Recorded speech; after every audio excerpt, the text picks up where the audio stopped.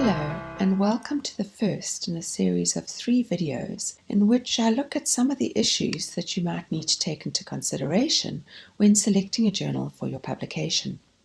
The first of these videos, I'll look at where the push to publish is coming from. In the second, I'm going to be looking at what accredited publications are and what open access publications are. And then in the third, I'm going to deal with the issue of predatory publications. You may have come to these videos with a series of questions that you hope to have answered. Questions such as, where should I publish my article? What journals actually count for publications? What are citation indices? What is predatory publishing and how do I avoid it? And what will happen if I get caught up in a predatory publishing scam?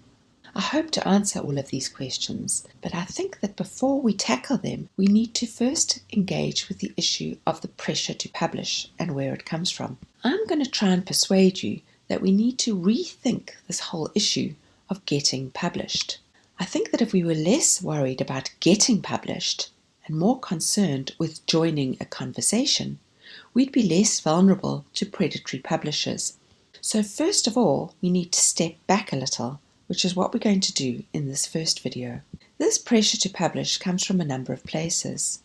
We're living in a so-called knowledge economy, in which knowledge is understood to be something that can be packaged and sold. In this understanding, knowledge is seen to be a major force in driving the economy further. As a result of this, there have been a number of initiatives, both national and at institutional level, to try and increase publication output, with the understanding that the more knowledge we produce in the form of published artifacts, the more we are enhancing economic growth. The funding formula from 2003, with a number of updates since then, is very performance-oriented, with a strong emphasis on research output. In this way, the state is trying to drive universities to increase its production of knowledge in forms that can enhance the knowledge economy.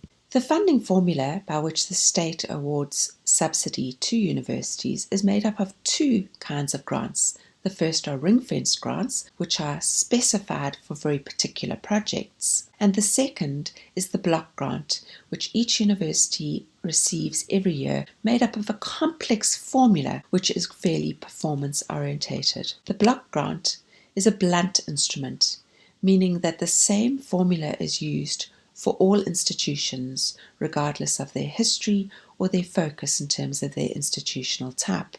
The block grant is made up of 3 aspects: teaching input, teaching output, and research output. Research output is made up of the accredited research outputs of the institution and the postgraduate graduations. If we have a look at the research output policy, we'll see that it comes with a number of warnings to institutions. Firstly, it specifies that the policy of providing institutions with subsidy on the basis of research outputs is meant to support and encourage scholarship, and institutions are cautioned to remember the importance of research integrity when submitting their claims, and they are urged to focus on quality research and not simply to try and increase the number of publications for subsidy funds. There's another caution along the same lines. The integrity of scholarship must be taken into consideration so that institutions and academics don't simply recycle published works in slightly different variations in order to try and get more research outcomes. And institutions are warned to safeguard against predatory journals, whose main purpose is financial gain and not quality of research. This is the focus of the third video in this series.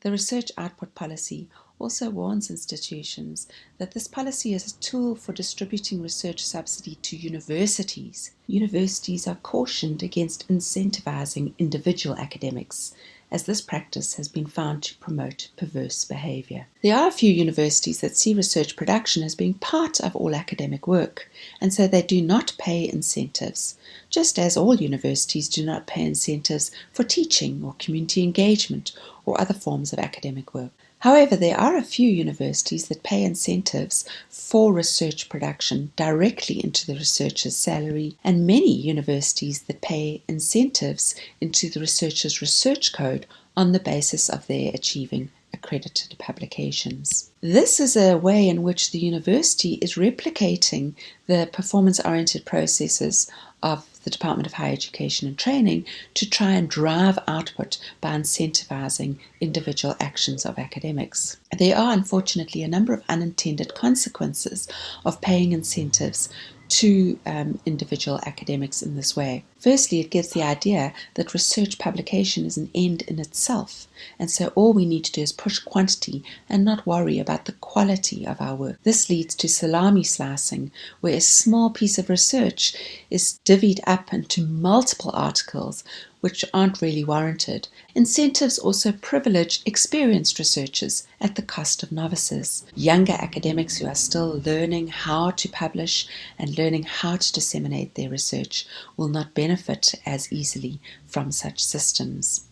Furthermore, incentive systems undermine collaborations. Why would an experienced supervisor co-author with a junior colleague or one of their PhD scholars when that takes so much more time and effort, and they would have to divide the incentive with them? In the next short video, we're going to look at what accredited publications are and what open access publications are.